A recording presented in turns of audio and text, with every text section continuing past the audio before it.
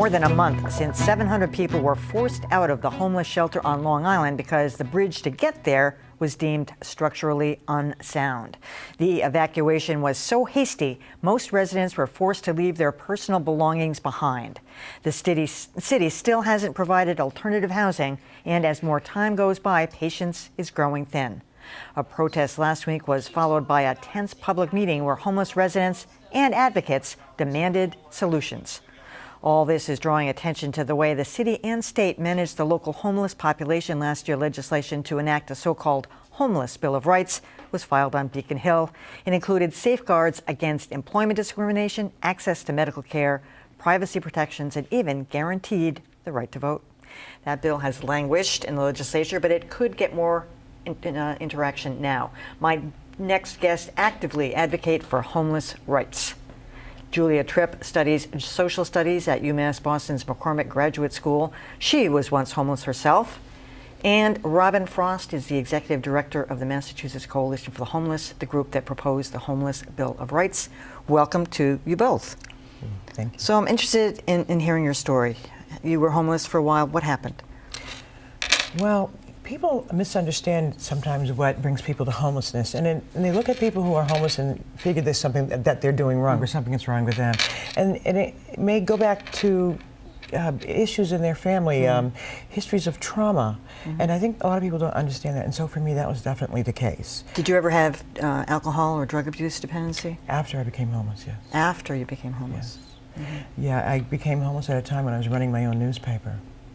And I was living with someone else at the time, a man who had a printing company, and when his business went down, I ended up in the streets, and it literally drove me to, start using drugs. I had nowhere to go.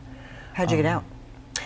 Well, I got out. I was sharing this with Robin Frost, that it was the meeting of a woman who was doing the development of a homeless management information system, and someone brought me to a meeting, and I don't know whether it was the complexity of the issue or it was just being engaged and being part of something bigger than myself, and it fascinated me, and she kept inviting me and to the work that they were doing, and eventually from that group I got onto the steering committee. And my life changed as a result of working with the Center for Social Policy. Fantastic. Thank you. So, Robin, when you talk about a homeless Bill of Rights, why is it necessary? Do we need something for a subset of people that they don't already have? Well, since the economic downturn, there's so many more people that are affected by homelessness. The 700 people on Long Island, that's just a real drop in the bucket, as drastic as that is, losing their housing. But tonight we have over 4,000 families in shelter. So the need to be able to have non-discrimination if you want to apply for a job and you don't have an address, or you want to be able to use the address of the shelter, it's really desperately needed at this point. So, I mean, one of the problems is that people feel, sometimes anyway, threatened or put out or uncomfortable, whatever word you want to, about certain members of the homeless population. Not everybody, but the panhandlers. As you know, Worcester has just tried to enact this anti-panhandling, making it illegal. Where do you stand on that? Well, first of all, I don't think we should have anyone be titled the homeless, and same with the Coalition for the Homeless. These are people without housing. No one chooses to be out on the street in the freezing cold. No one chooses to not have a place to call home. So some do choose. You read about the woman from the shelter who decided she'd rather live in the woods in Jamaica Plain than go into a shelter. Well, absolutely. You don't choose to want to live in a shelter where it's barrack-style living. But if someone's offered a place to live, an apartment of their own, or a family having a home of their own, or an apartment, that's what they're going to choose. So the fact that we are in a position to have to look at people who have no other means of income, and don't forget, getting on Social Security if you are in some form of a disability and or struggling with mental illness is very hard right now during the economic downturn. So many of these individuals choosing to have to beg isn't their first choice. And let's be clear, living in a shelter, the difference between choosing to live in a shelter and choosing to live on the streets, you often are treated in the shelter with a lot of disrespect. You're humiliated and shamed.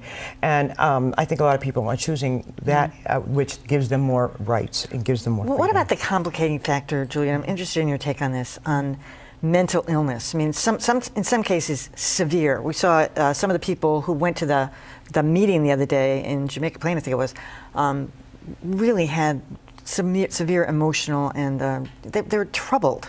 I mean, it's not all the same population is what I'm getting at. Yeah, and I think there's some differences in terms of, one person's troubled and another's, troubled. Yeah. But these are people who may be living with and seriously having problems with mental health issues, but they need help and they need care. And I think we look at people and we blame them, we ostracize them and shame them.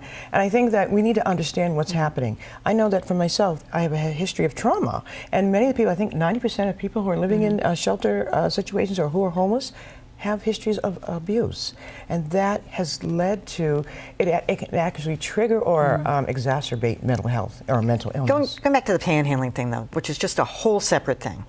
The guys who open the door for you at the CVS, or I had one woman who actually had a lounge chair in front of the coffee shop, for like a week. I mean, sort of feeling like they're imposing on your physical space. I mean, even if they got up a broom and started picking up the cigarette butts or something, but it's like this idea that somehow you're made to feel like you have to give, and that's what some of these cities and towns are trying to say. No, you shouldn't. Give to a homeless group maybe, but don't give to the individual.